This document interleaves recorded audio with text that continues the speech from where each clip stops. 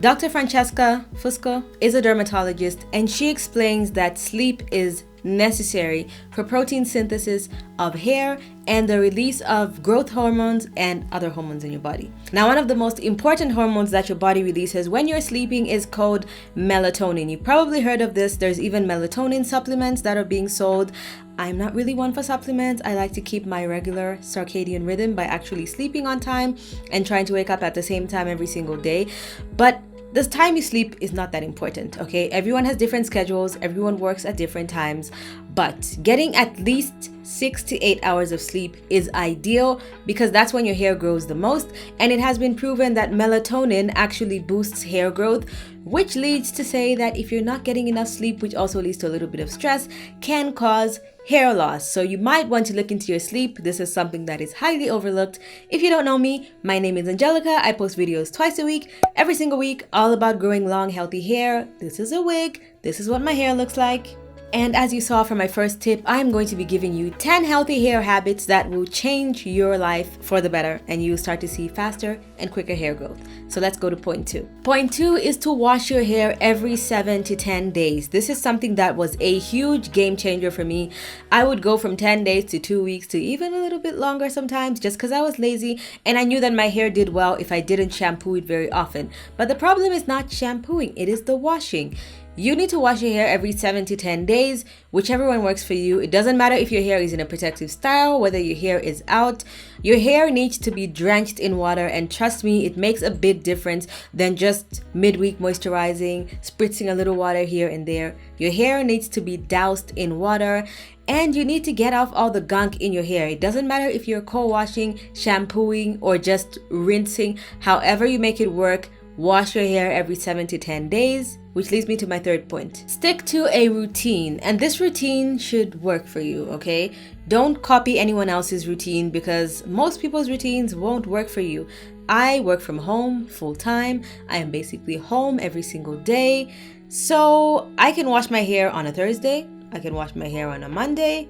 I can choose to do it in the morning or the evening, just depending on how I want to work it around my schedule. If you have a full-time job or you work a night shift and you decide I'm going to be washing my hair in the evening, that makes no sense. If you go to work at 7 a.m., there's no need for you to wash your hair at 6 a.m. That's just a hassle. Make sure that you work your hair care routine around your own day. Make it as simple as possible because that's going to be the easiest way that you can follow your routine.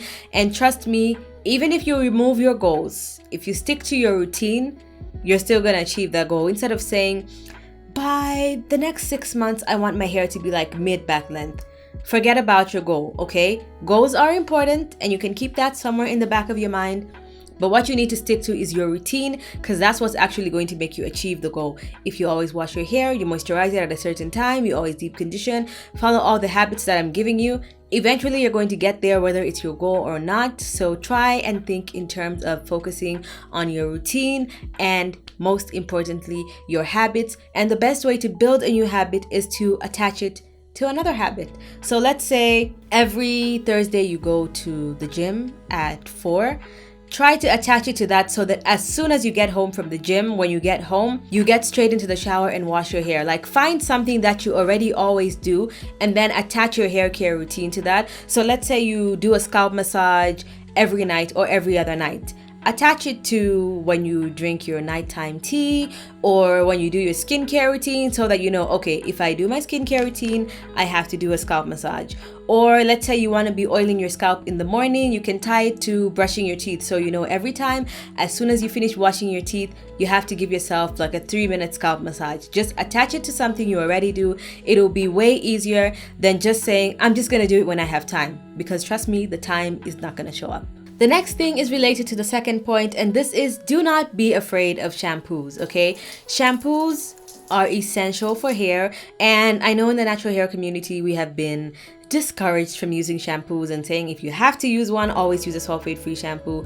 Some sulfate-free shampoos don't clean your hair enough. If you use a sulfate-free shampoo every single week when you wash your hair, then your hair will most likely be cleaner than most. You can go ahead and do that, but try every at least 1 to 1.5 months. do something that is really clarifying, like a proper clarifying shampoo. If you want, you can opt for something like bentonite clay, maybe that would help, but I just like a good old sulfate shampoo. The best ones I've tried so far that are extremely cleansing but they don't make your hair feel dry is Olaplex and the Amika The Cure shampoo. Those are my favorite shampoos that I've tried. And for sulfate free shampoos, anything from Shea Moisture is pretty good. So what shampoos actually do, in case you're like, well, my hair feels clean enough and I'm not really seeing a difference. Shampoos unclog your pores, your follicles, which allows for your hair to grow very well, to come out of your follicles nice and easy. It also helps any debris that's like stuck there, any grime that could be stunting your hair growth. It removes any buildup that's on your hair shaft that it might be really tiny that you can't even see, but it might be blocking moisture from going into your hair, so you just keep putting more and more products on your hair because you think your hair is so dry. Meanwhile, it is just coated with so much product that has not been washed off properly, and so it can't absorb any more product. So don't be afraid of shampoo. Try it out. Go a full month shampooing at least every other week, and trust me, you'll see a big difference in your hair. Okay, so the fifth one is to eat more protein. Okay, food is something that is very highly overlooked, and I do have a whole what I eat in a day for hair growth, but I say in the video, and I'm gonna say it now, my hair does not revolve around hair growth. Okay, my hair is just doing its thing. I do everything to try and keep my mental state nice and calm. I eat so that my overall body can be healthy, and your hair is just a benefit of that. Like your hair growing faster, looking healthier, looking shinier is just a benefit. It is something that happens after your lifestyle. Okay, so even if you follow all these tips, if you're eating ice cream and KFC, brownies and sweets and sugary drinks every single day, and yet on your hair you're like, I cannot, there's arsenic in rice water, okay, I'm not gonna put that on my hair, but you can eat it. No, I'm only using like organic, like grass-fed, picked from a specific farm on my hair. You're doing nothing. If you're eating like crap, your hair is gonna look like crap. It doesn't matter how much organic, expensive products you place on your hair, it's barely gonna make a difference. Okay, focus on your food first. If you have to spend money, I would say get slightly more expensive food that's better for your hair and cheaper hair products instead of the other way around, because I see people spending $40 on a conditioner but an extra $2 on some meat or some higher quality vegetables are a problem. Okay, choose your priorities. It will make a huge difference. And for this, you do not have to be like, okay, I need to go like on a weight loss diet, I need to switch up my diet, I need to go keto. No, try by just adding more protein to your diet. You don't have to reduce your carbs or reduce your fat, just add more protein, and trust me, there will be a huge difference. Your hair is mostly made up of protein in the form of keratin, and I always say this, your hair is not an essential organ or part of your body, which means nothing is rushing to your hair. Okay, it's not like, oh, this part of the body needs mending, it needs a little bit of protein, but you know what, let's send some protein to the hair first. No, your hair gets the extra. Okay, so if your body has enough, your hair will also have enough, so do that. Okay, the sixth one is the most annoying tip, and I'm gonna say this because people used to say this to me and it's still very annoying. This is drink more water. In the same vein as food, hydration comes from the inside. If your skin is looking so dry, your nails are flaking and drying. By the way, don't my nails look so nice? My best friend did them for me. These are my real nails. If you want a video on how to grow nails, let me know and I'll make one. But anyway, if your nails are chipping and feeling extra dry, your skin is looking like super ashy and dry and everything is all dry and your hair feels dry and you're like, you know what, my hair is so dry because I didn't moisturize it, because I didn't. No. Moisture starts from the inside out. I naturally am on the dry side. I have dry skin, dry hair. That's naturally what it's like. But you barely can tell because, of course, I drink a lot of water. I try and eat healthy. I use products that are made for dry skin, for dry hair. So it helps it. You're not going to automatically change your hair to like having dry hair to having like super juicy, soft curls all the time, because that's just not the type of hair you have. However, you can help by hydrating from the inside out. Sorry, I keep getting distracted. There's like a huge wasp outside my window. Hydration is from the inside out. Most recommendations is drink about 2 liters of water a day, but of course, it varies if you're a very active person, if you're not active at all. You need enough water to the point where you don't feel thirsty, and you will start to see benefits. You see that your hair is starting to look a little bit more shiny than usual. Your skin doesn't feel as dry.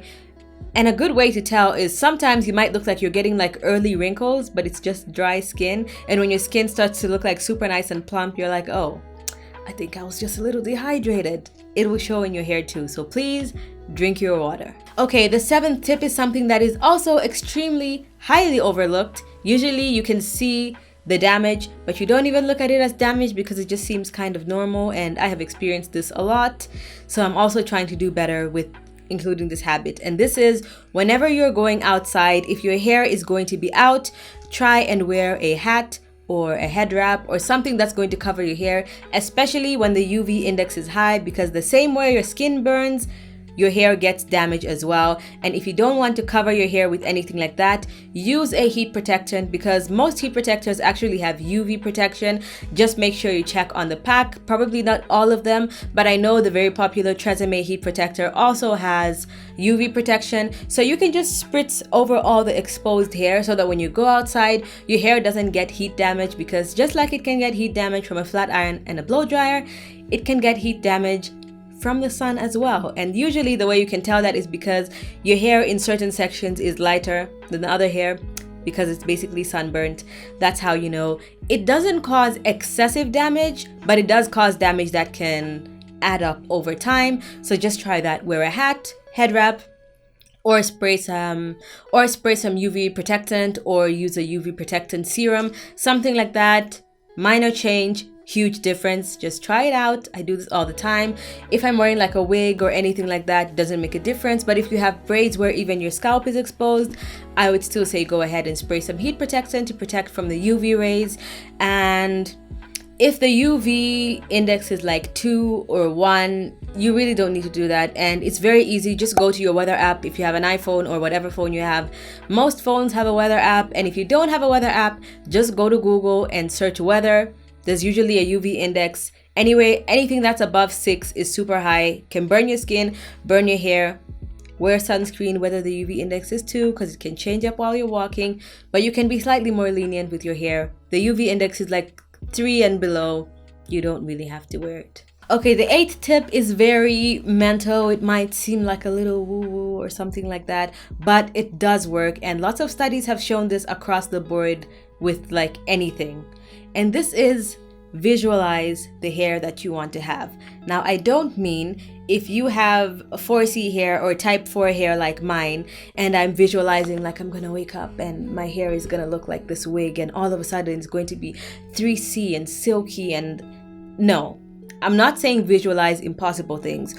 What I'm saying is find a role model. Find someone who has hair that is very similar in texture, in curl pattern, in behavior, thickness. Find someone like that. Or if you don't want, you can just imagine your own hair. Okay, you don't have to close your eyes. I'm just giving a little sample, because most of the time when you visualize, you close your eyes.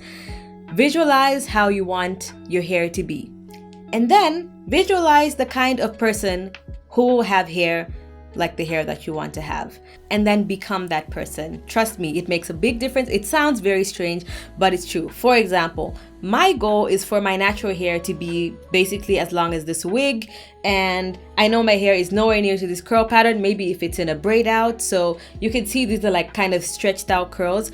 So if I put my hair in a braid out, I would want my hair basically to look similar to this.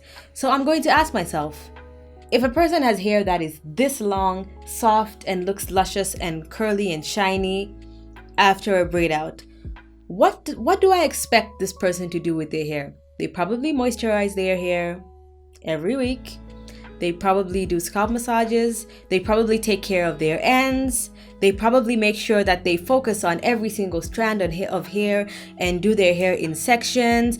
I usually do this, like, even if you think of fitness, sometimes you think like, oh my God, I don't want to wake up at 6 or 7 a.m. and go for a run or go for a walk and work out and lift really heavy weights. But you have to think that fit person that you're looking at on Instagram or at the gym, You have to ask yourself, what kind of things does a fit person do? Okay, they probably wake up really early. I'm sure you've even had this kind of thing when someone's like, hey, you want to go for a run at like 7 a.m.? You're like, I'm not the kind of person who does that.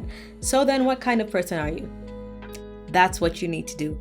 Just visualize your hair, okay? It's long, it's healthy, it's shiny. How does the hair happen to be shiny? Someone with really soft, shiny hair probably drinks a lot of water. So next time you're going to wash your hair and you're like, you know what? I don't feel like washing my hair today. I think I'm just going to wash it next week. Think, the person with the dream hair that I really want to have, would she go and wash her hair next week or would she do it now? Ask yourself those questions and then do it. I know that a lot of the times it's not that deep, but also if you're watching hundreds of videos on trying to grow your hair and you want the next quick fix like now, and you're not achieving it, and you're doing everything you've always done and you're not getting the results, or you're getting the same results you've always gotten because you're doing the same thing you've always done, maybe it's time to make a change. And it's probably important to you if you keep watching a bunch of videos, so just try it. If you want, you can write it down. Imagine you with your dream hair. What hairstyle are you going to do? Are you going to be straightening it? Are you going to relax it? Are you going to bleach it? Are you going to put color? Are you going to perfect your wash and go? Are you going to be wearing in a blow dried state? Are you going to be wearing braids with your own hair? Like, visualize what you want and then get there. Okay, the 9th tip is that a healthy scalp thrives. Your hair grows from the scalp. It doesn't grow from the ends. So there's this whole thing of people being like, you know, if you cut your hair or if you trim your hair, it's going to grow faster. The ends of your hair have nothing to do with the roots of your hair. Anything to do with your hair shaft and the ends of your hair is all length retention. You get longer hair faster when you cut your hair because you've most likely cut off all your damaged ends or your split ends, and because you just cut it, you're paying more attention to your hair. You're focusing on your ends, so you are retaining length more, but you're not making it grow any faster. That is all down to the scalp, genetics, and your food, okay? Genetics are not important in this video because no one can change genetics. If your hair grows half an inch, you being upset that the girl next door's hair grows two inches a month, that's not going to help your hair grow. If anything, it's going to stunt your hair growth because now you're stressed thinking about something else that you cannot change. Genetics, I do not discuss because they are unchangeable. I'm talking about things that can actually help you. Focusing on your scalp will actually help. One of the best ways to help your scalp is, one, I already mentioned it, shampoo. Next, it is oils. Now, I love oils for my scalp. Oils for the hair, not so much. On the ends of the hair, they can help a little bit. Lots of products are formulated with a lot of oils, hence you don't need to douse your hair in oils, especially if you don't shampoo often. If you shampoo with a sulfate shampoo every single week, you can get away with putting oils on your hair every week, no problem. But if you co-wash like me and you use sulfate-free shampoo sometimes, you might want to skip dousing your hair in oil. But the scalp though, my favorite oils for the scalp are anything that's super hydrating, like an olive oil, castor oil, any thicker oil but not too thick, no butters, I don't like butters. And then anything that is extremely stimulating, like rosemary oil, which has been shown to be even more effective than an actual hair growth treatments that are prescribed by dermatologists, peppermint oil, which stimulates hair growth, tea tree oil, which is antibacterial, antimicrobial, and also stimulates hair growth. That combo is my favorite. The essential oils always stay the same. I always switch up my carrier oils because just depends on what's available, what I'm feeling. Essential oils make a bigger difference.